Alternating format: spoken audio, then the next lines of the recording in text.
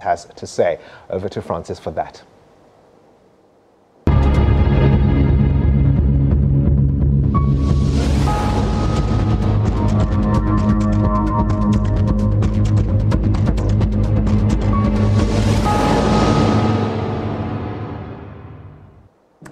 Yes, Bongani Finance Minister Tito Mboweni's medium-term budget policy statement or mid-term budget is taking centre stage.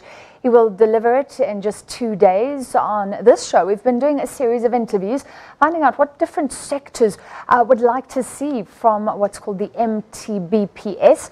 Tonight, we're speaking to business. I'm joined in studio by Busi Mavuso, COO at Business Leadership South Africa. Thank you for being with us. Thank you very much, Francis. What would you like to hear as business leadership? So I think the focus of the speech, really, Francis, is really going to be aimed at investors and at credit rating agencies.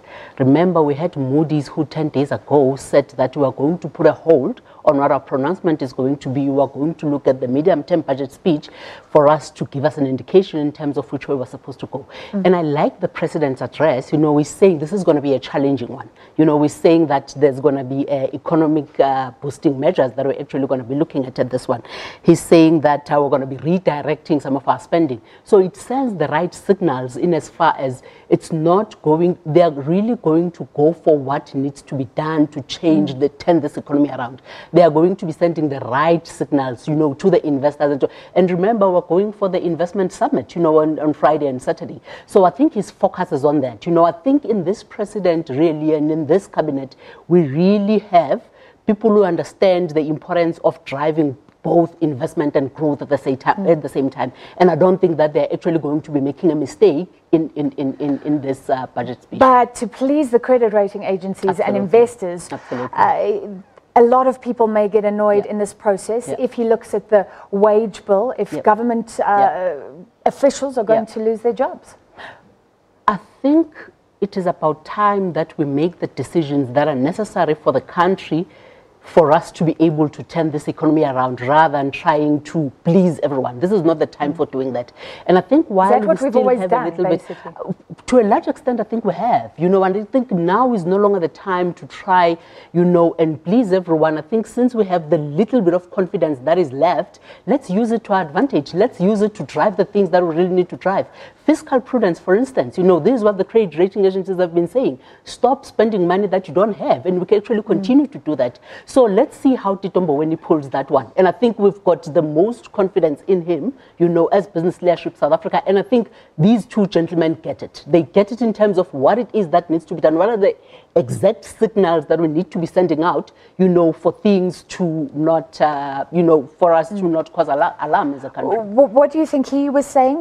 He tweeted and said, let's annoy the establishment, let's do something different. Can you guess?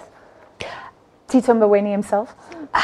I wonder. I think I think we're waiting to see what exactly that means. He is the darling of business, but just looking at social media, and I mean, a lot of people are looking at that because he's a prolific tweeter.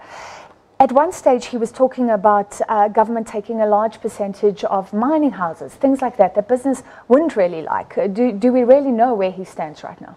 We don't know where he stands in as far as that is concerned, but I think in making decisions like that, I don't think they are going to make decisions like that willy-nilly. I think they know what is at stake. Look at how we've arrived at the conclusion of the mining charter, for instance. You know, from what we were sitting at in as far as Musebenzi's one is concerned and where we're at now, there was a lot of consultation. Look at how we actually underwent the job summit process, you know, where for 4 months, you know, all the social partners came together and said, what is it that we're going to do to deliver on this job summit? And I think to a large extent, the investment summit has been the same way. I mean, business has been supporting the investment envoys. We were with them at FOCAC, we were with them at Japan. You know, we have put in front of them more than 327 CEOs and in potential investors in as far as. So there is a lot of reaching out that is happening. So I don't think that whatever challenging means in this case is not really going to be anything that is going to upset either party, you know, but it's going to be the decisions that are necessary for us to achieve what we need to to. So you're actually talking about the public sector wage bill. I absolutely think that something is going to have to be done as far as that is concerned.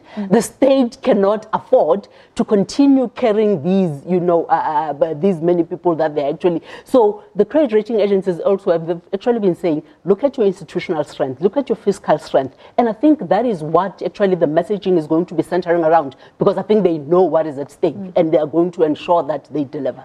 Besides cutting the wage bill, what other practical measures would you like to see? So in as far as, because this is the medium-term budget speech, remember we introduced the fiscal, the stimulus package. And I think we have said that we're going to be unpacking a whole lot more of that in the medium-term budget speech. So I think I'd like to see Minister Tito Mboweni come out and say exactly what it is that they are going to do in as far as the 400 billion infrastructure spend is concerned. What is this redirecting that they're going to do?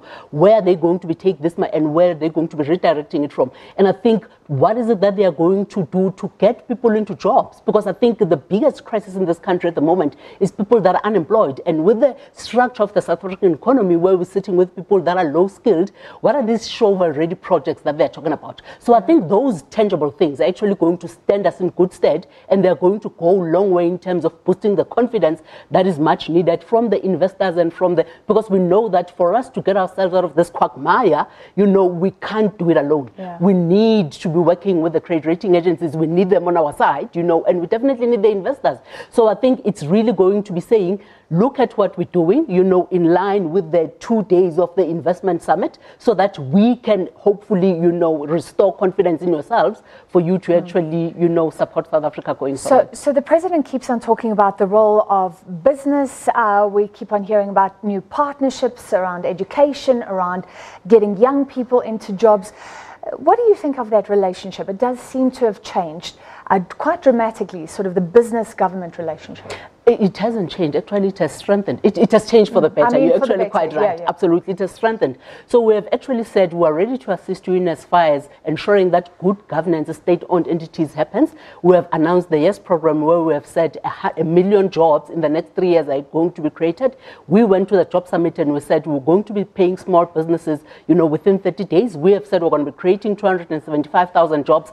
We have actually had engagements with the Department of Home Affairs and COGTA to say that how do we assist you, to deal with the issues that you're dealing with? Because we know that, for instance, if we have a weak COGTA, we then have a weak country, because all businesses and residential people like you and I, belong in some municipality or the other. So if that institution is weak, it therefore means we have a weak South Africa. And we've actually said that we'd like to assist in terms of deploying people that are capable, because when we had this conversation with Dr. Zolim Kize, he said that I'm actually short of talent. I don't have the right people in the right positions. I'm actually looking for people that are capable to do the job.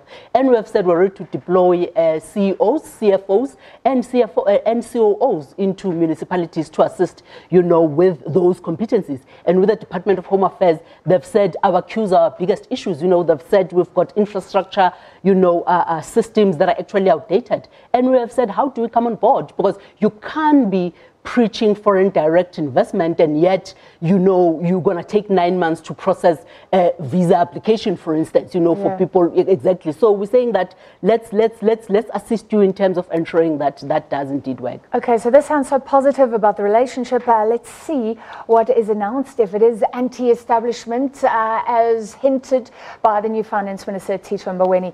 Looking ahead there to the midterm budget, that was Busi Mavuso, COO at Business Leadership South Africa.